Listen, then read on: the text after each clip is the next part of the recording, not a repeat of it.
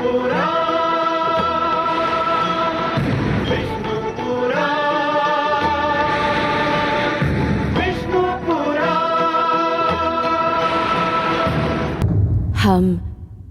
माँ बानी, धरती माँ, और यही से तो हम संसार के हर माँ के दुख समझेनी।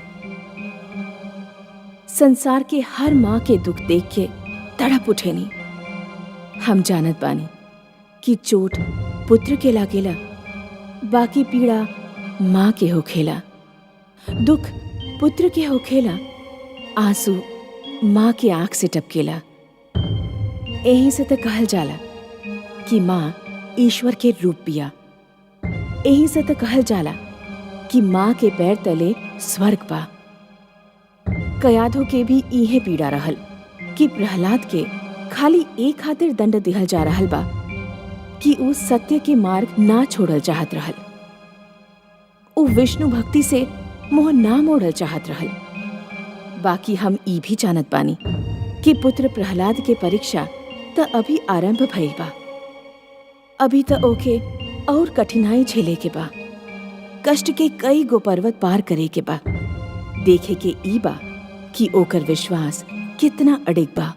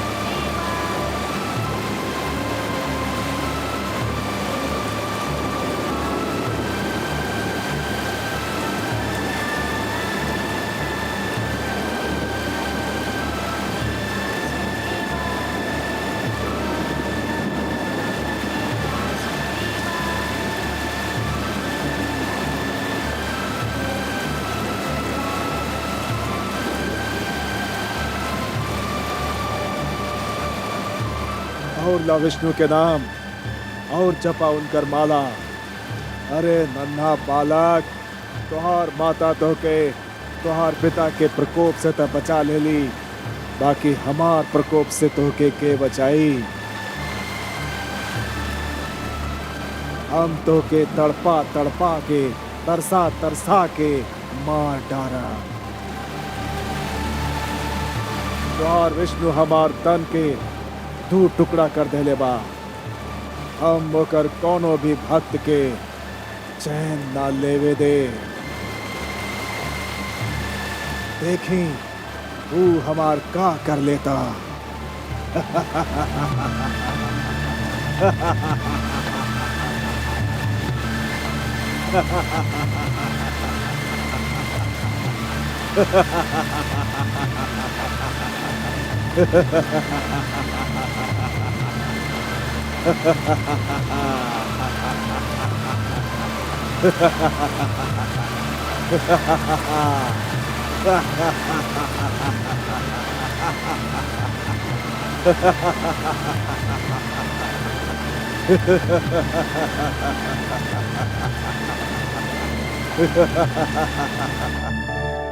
देखनी रहुआ कमल नयन, स्वर भानु राव शक्ति के ललकार रहल बा।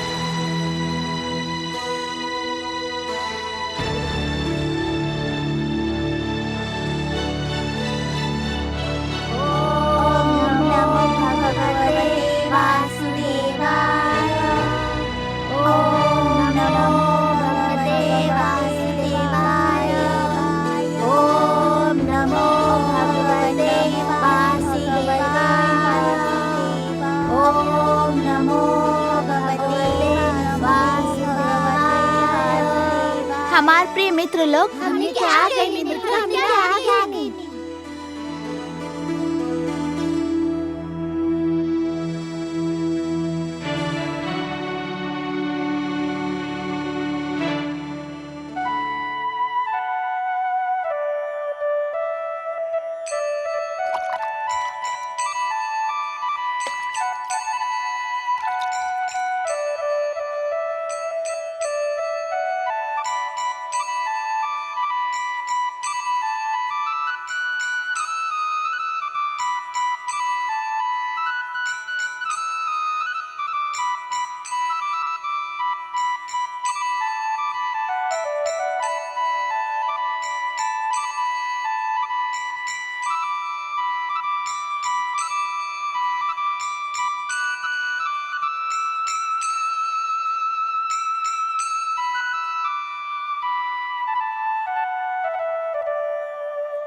फल खा मित्र, हमने के देख रहल बानी, तू कितना दिन से भूखे बाड़ा।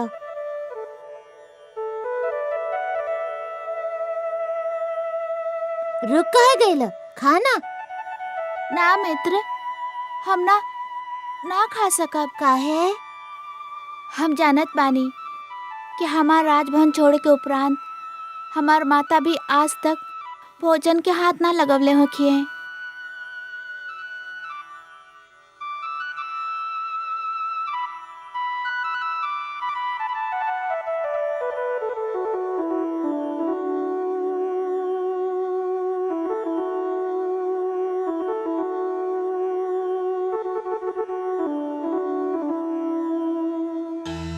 नारायण नारायण। देवर्षि, कहाँ बा हमार पुत्र? कैसन बाऊ? पुत्री, तुहार पुत्र एह समय सत्य मार्ग पर बा और सर्वथा ओइसने बा जैसन सत्य मार्ग के पथिक होखेला। तू ओकर चिंता मत कर। हम त खाली ई कहे आइल बानी कि तू अब भोजन करला। कैसे कर सकेनी हम भोजन, जबकि हमार पुत्र भूखल प्यासल होखी। के दी ओके अन्न जल। ऊ तो ओके प्रकृति दे भी देले बाड़ी। और तू तो जानत ही बाड़ू पुत्री कि तुहार पुत्र कैसन हठी बा। ऊ वो समय तक आपन मुख में अन्न के एगो दाना भी ना डाली जब तक ओकर माता भोजन नहीं कर लेत। यदि तू चाहत बाड़ू कि वो भूखे न रहे त जा भोजन करला।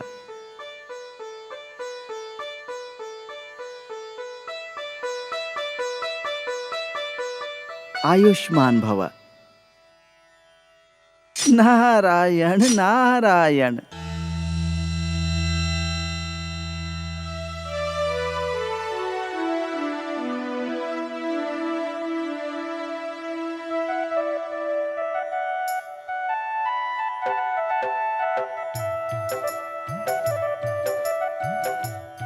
अरे अभी तक तो कुछ भी खाए के तैयार ना रहला, अब कैसे खा रहल बाड़ो? काहे कि हमार माँ अभी भोजन कर रहल बाड़ी। तो की कैसे पता चलल? पुत्र माता के शरीर के अंश होखेला। उ माँ पर बीतल हर दशा पहचान लेवेला।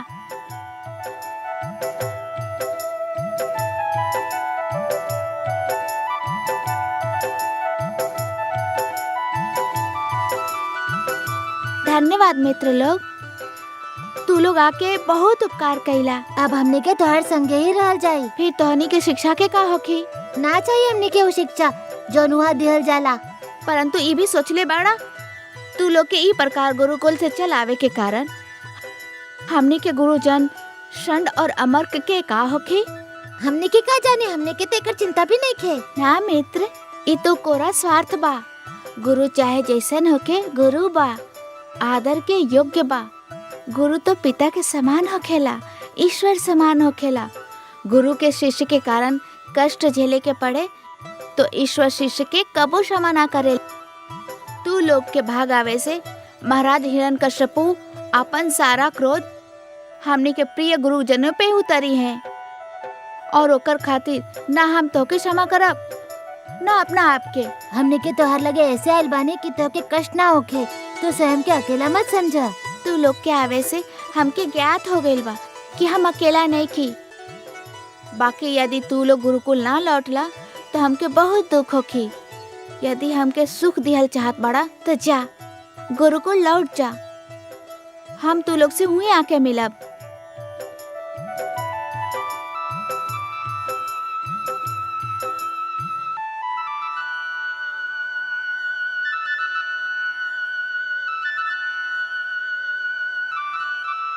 दुहाई बा, दुहाई बा, दुहाई बा, दुहाई बा, दुहाई बा, दुहाई बा, दुहाई बा,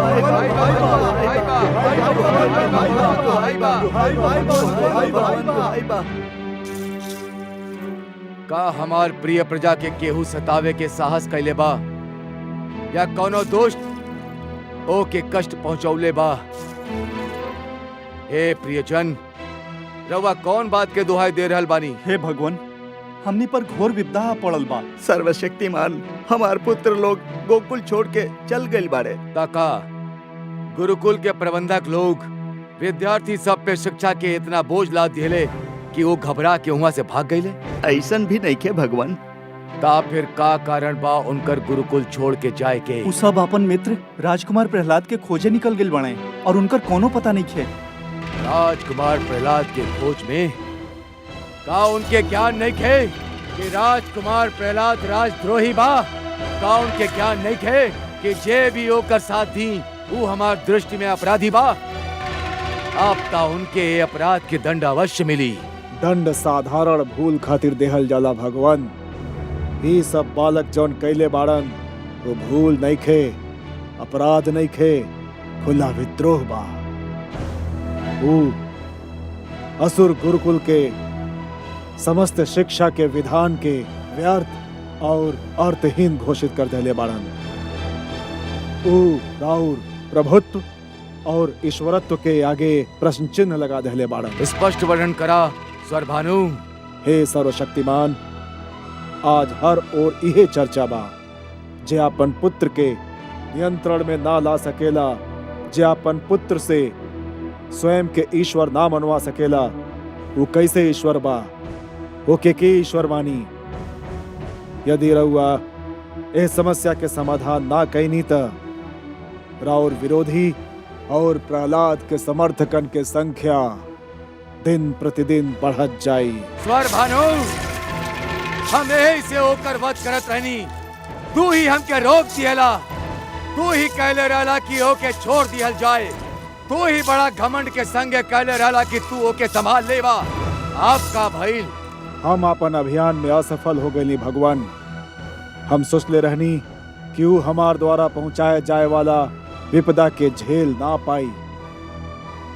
हम ओके भूख प्यास से तड़पा तड़पा के मार दे, किंतु ना जाने वो कौन धातु के बनल बा, सब विपदा झेल गईल, किंतु विष्णु के नाम लिहल ना छोड़लस। हम जानत रहनी कि हमार मूर्ख पुत्र के मन में जौन विष्णु नाम के रोग लागल बा, ओकर उपचार, ओकर मृत्यु के अतिरिक्त और कुछ भी नहीं खे। ओकर ये भयंकर रोग के खाली होकर मृत्यु ही समाप्त कर सकेले, खाली होकर मृत्यु। सेनापति अश्वमित्र, आज्ञा भगवान। जा और हमार मूर्ख पुत्र के ढूंढ के ओके एक बार फिर हमारा आदेश दा कि वो हमके ईश्वर मान ले हमके ईश्वर। और यदि ये बार भी वो ना माने, ताओ के रस्सी से बांध के कौन ऊंचा पर्वत के शिखर पे ले जा और ओके हुआ से इतना बलपूर्वक नीचे फेंका कि ओकर हड्डी चूर चूर हो जाए। जा। राउर आज्ञा के पालन होगी, किंतु हे सर्वशक्तिमान, हमके कुछ पता नहीं है कि राजकुमार प्रहलाद कहाँ होखी हैं, कहाँ मिली हैं। हम उनके ढूंढब कहाँ? हम जानतानी क्यों कहाँ बा। सेनापति, हमरा संगे आवा, हम तुहार मार्गदर्शन करब।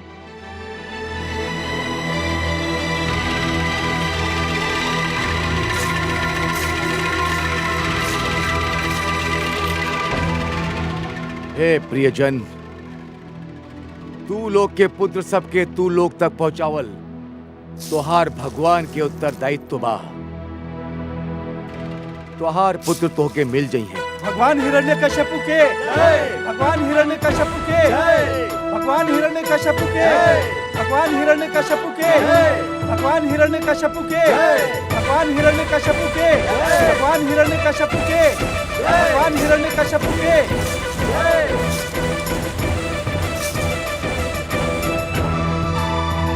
महारानी जी, महारानी जी, महारानी जी, बड़ा अनर्थ हो गई।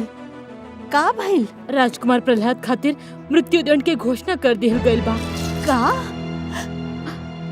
महारानी जी, भगवान हिरण्यकशिपु आदेश देले बाड़े कि राजकुमार के बांध के पर्वत की चोटी से नीचे फेंक दिहल जाए। हाँ, हमार पुत्र। और सेनापति भगवान के आज्ञा के पालन करे खातिर यही समय प्रस्थान कर रहल बाड़े।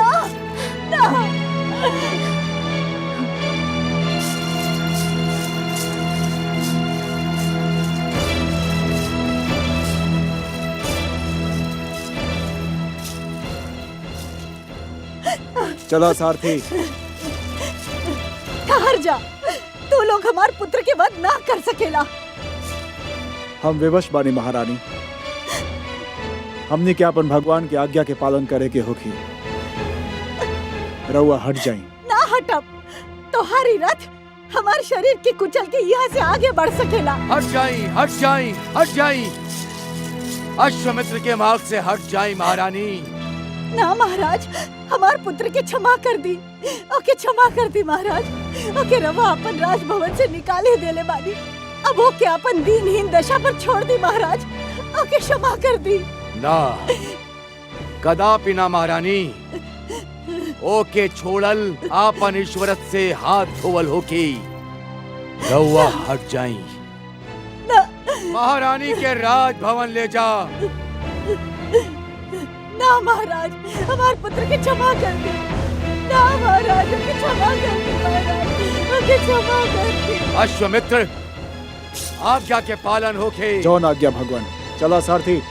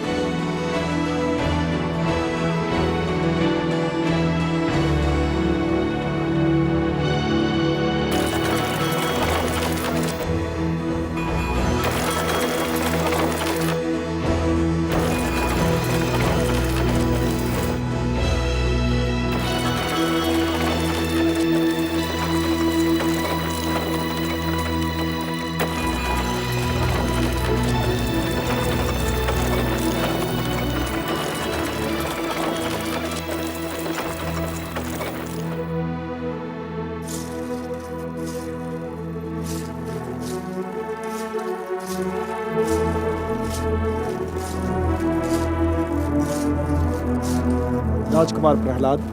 सेनापति अश्वमित्र, रउआ भगवान विष्णु के कृपा होखे रउआ पे। कैसे कष्ट कईनी? हम भगवान हिरण्यकश्यपु के आदेश से रउआ लगे आइल बानी। राउर स्वागत बा सेनापति। का आदेश लाइल बानी रउआ? हम ही संदेश लाइल बानी कि रउआ हमनी के भगवान हिरण्यकश्यपु के अपन भगवान मान ली। यदि रउआ ई मान लेली तो राउर जीवन पर छायल सब संकट दूर हो जाई।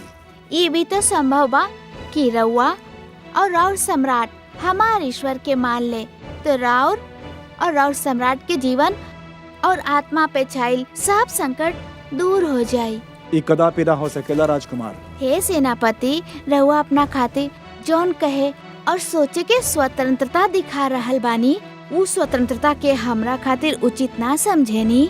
ई तो अन्याय बाना। हम संदेश सुना देनी, हमारा उत्तरदायित्व तो पूरा हो गए। हम संदेश सुन लेहनी, हमार उत्तर भी पूरा हो गई। भगवान हिरण्यकश्यपु के यह आदेश बा कि यदि रउआ उनके ईश्वर ना मननी तो रउआ रस्सी से बांध के पर्वत की ऊंचाई से फेंक देहल जाए। तो फिर रउआ प्रतीक्षा काहे कर रहल बानी? अपन भगवान के आदेश की पालन करी।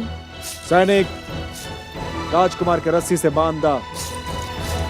ओम नमो भगवते वासुदेवाय। ओम नमो भगवते वासुदेवाय। ओम नमो भगवते वासुदेवाय। ओम नमो भगवते वासुदेवाय। ले चला इनके।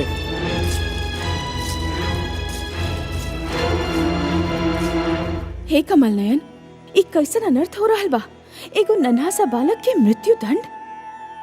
दुष्ट हिरण्यकश्यपु पुत्र प्रहलाद के पर्वत से नीचे फेंक देवे के आदेश देले बा और धूर्त सेनापति अश्वमित्र ओ आदेश के पालन करे जा रहल बा। हाँ महादेवी, मूर्ख हिरण्यकश्यपु जब से स्वयं के ईश्वर घोषित कैले बा, समझे लागल बा कि प्राणी के जीवन और मरण ओकर ही हाथ में बा। किंतु हे दया सिंधु, यदि हमार पुत्र के पर्वत से सचमुच नीचे फेंक दिहल गईल तो ओकर कोमल तन चूर चूर हो जाई। ना प्रिय, यदि जिए की इच्छा प्रबल होखे त जीवन के निकट जाके मृत्यु के पांव भी डगमगाए लागेला। परंतु हे दया सागर, अश्वमित्र के पंजा से ओके के छुड़ाई, ओकर जीवन के बचाई? ओकर विश्वास महादेवी, ओकर दृढ़ विश्वास। जौन प्रकार सूर्य के रहते रात्रि के साहस नहीं खे कि वो दिन के निकट भी जाए, ओही प्रकार राउर पुत्र प्रहलाद के दृढ़ विश्वास के रहते कौनो विपदा के ही साहस नहीं खे कि वो के छू भी सके। ओकर यह दृढ़ विश्वास ओकर जीवन के रक्षा करी। ओके पर्वत तका आकाश के ऊंचाई से भी नीचे फेंकल जाए तब भी ओकर बाल भी बांका ना होखी।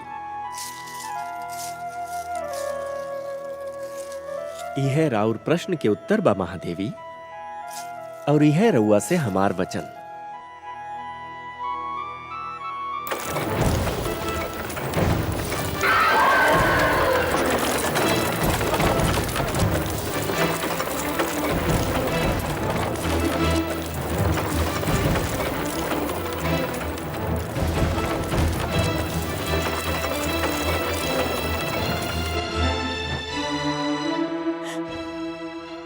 विष्णु अब रवे कुछ करी।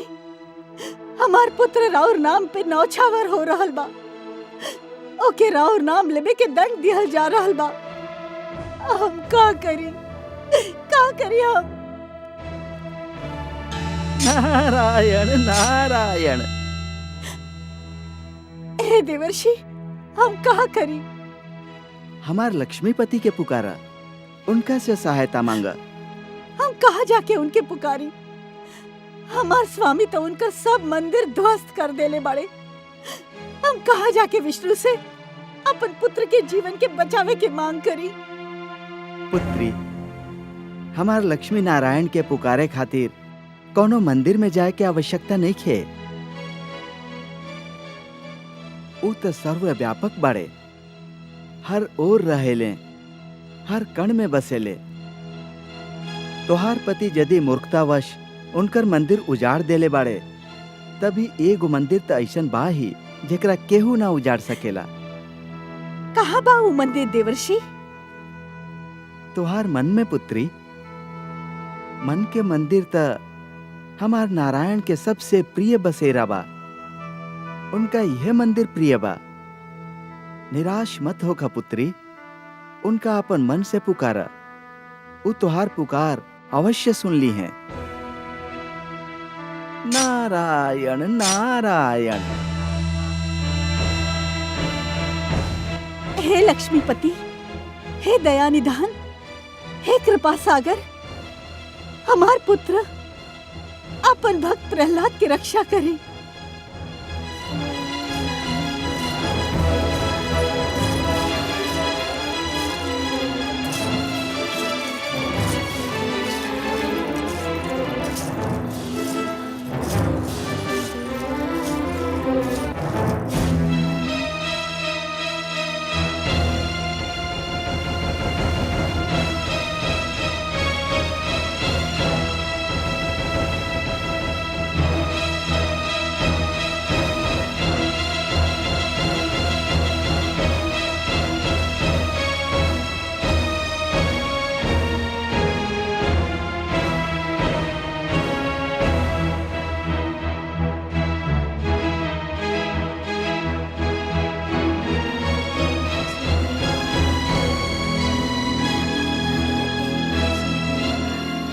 राजकुमार प्रहलाद, हम रउआ से अंतिम बार पूछा तानी, रउआ हमने भगवान हिरण्यकश्यपु के अपन ईश्वर माने नहीं आना? हे सेनापति अश्वमित्र, हम तोहार ई प्रश्न के उत्तर एक बार ना अनेक बार दे चुकल बानी और फिर देत बानी। ना एक बार ना, सहस्त्र बार देत बानी। ना ना ना। सैनिक, नमो भगवते इनके नीचे फेंक दा।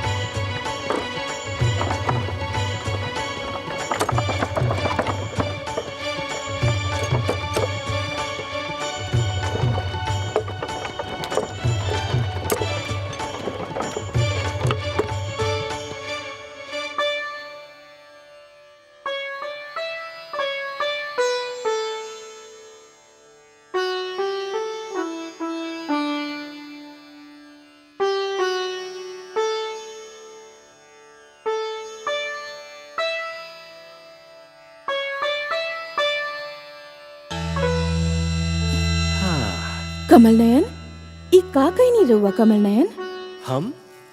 हम का कहीं देवी, राउर ही इच्छा रहल कि राउर पुत्र प्रहलाद के प्राण के रक्षा कई जाए। हम सदा की भांति राउर इच्छा के आदर कईनी, ओकर प्राण के रक्षा कईनी।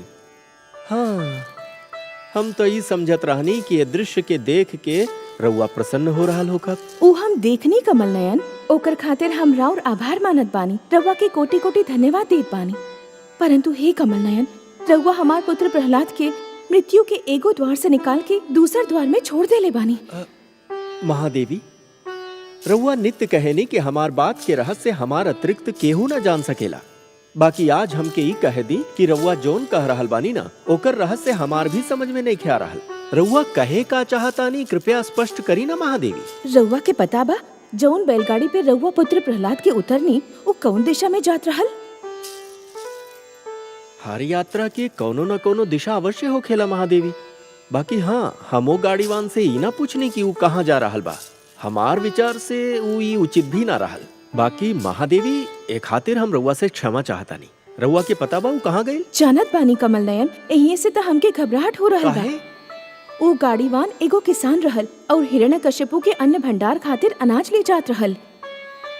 अच्छा, हाँ कमल नयन, और इहे सोच सोच के हम घबरा रहल बानी कि अनाज के संगे संगे पुत्र प्रहलाद भी हिरण्यकश्यपु के भंडार पहुँच जाए और हमार पुत्र के जीवित पाके वो दुष्ट हिरण्यकश्यपु क्रोधित हो जाए।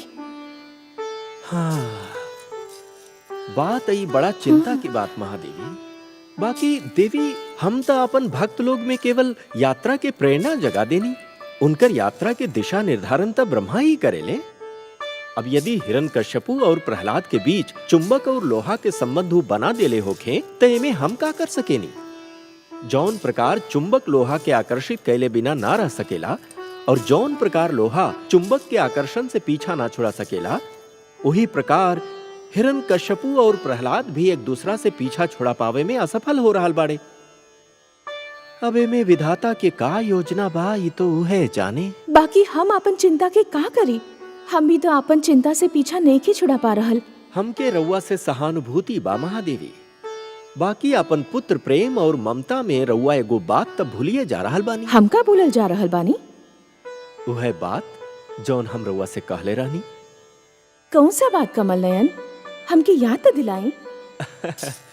हम रउआ से कहली रहनी ना महादेवी कि एगो अच्छा कथा उहे होखेला जेमे अचानक ऐसन रोमांचक मोड़ आवेला जौन कथा के श्रोता के भी अचंभा में डाल देला। रउआ तो बस धीरज धरी देवी। हम जानत बानी कमल नयन, हम धीरज धरल भी जाने ने। बाकी हम का करी? ममता की भावना से विवश हो जानी। ध्रुव के पश्चात एक पुत्र प्रहलाद हमार ममता की भावना पे संपूर्ण अधिकार कर ले बा। राउर यह प्रेम भावना था हमके भी राउर प्रेम बंधन में जकड़ ले बा।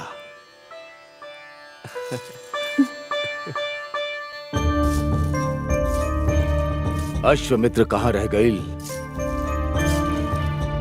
अभी तक ना आई। कहीं ऐसन त ना कि प्रहलाद के बदले स्वयं ओही के मृत्यु आ गई होगी? ना, का वो भूल गई कि हम ओके आदेश देले रहनी कि प्रहलाद के मृत्यु के समाचार शीघ्र अतिशीघ्र हमके सुनावे।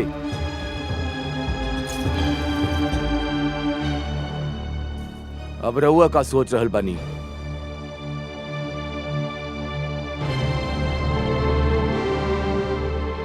हम ये सोचत रहनी कि का इतिहास रउआ से पहले कोनो ऐसे पिता देख ले हो कि जे अपन ही पुत्र के मृत्यु के समाचार सुने खातिर इतना व्याकुल बा। पुत्र कहाँ रहल हो हमार? बैरी रहल, शत्रु रहल हमार। रहल से राउर का अर्थ बा स्वामी? रहल काहे कह रहल बानी रउआ? रहल ऐसे कह रहल बानी महारानी कि हमके पूर्ण विश्वास बा कि वो अब तक मृत्यु के प्राप्त हो चुकल होगी। ना, ना, ना, ना।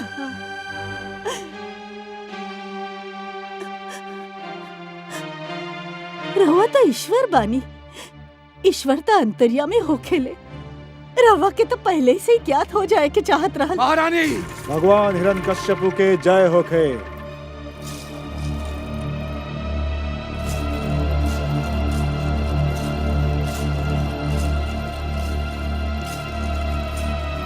का भइल सेनापति अश्वमित्र? भगवान हमरा और आदेश के पालन कर देहनी। शुभ समाचार, अत्यंत शुभ समाचार। हमके पूरा वृत्तांत सुनावा। राजकुमार प्रहलाद ए बार भी रउआ की ईश्वर बानी के विरोध कैलन। फिर तू का कैला? हमारा आदेश पर सैनिकों के रस्सी में जकड़ देहलन। फिर उनके एगो ऊंचा पर्वत के चोटी पर ले गई भगवान। फिर उनके ऊंचा पर्वत के चोटी पर से नीचे फेंक दिया गया भगवान। सुंदर, अति सुंदर। ता अंततः वो दुष्ट मृत्यु के प्राप्त भइल। हमने के यह विचार बा भगवान। विचार बा अर्थात तू ओकर मृतक शरीर अपन आंख से ना देखला? ना भगवान। काहे?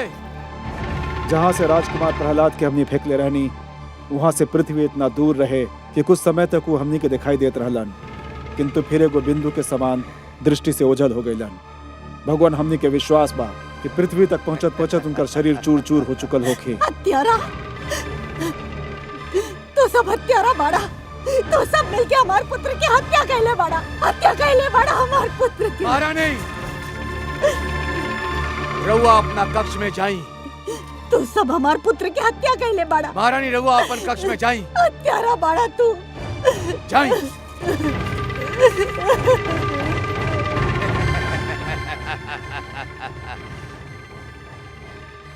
मारल गईल, मारल गईल हमार बैरी और विष्णु के अंतिम भक्त भी मारल गईल।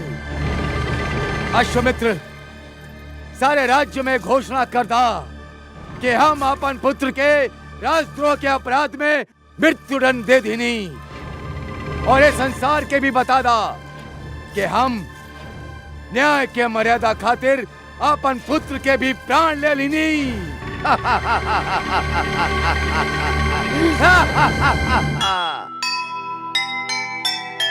जिसकी रक्षा कालिया खुद भगवन ने भार, उसको मारे क्या भला यह बैरी संसार।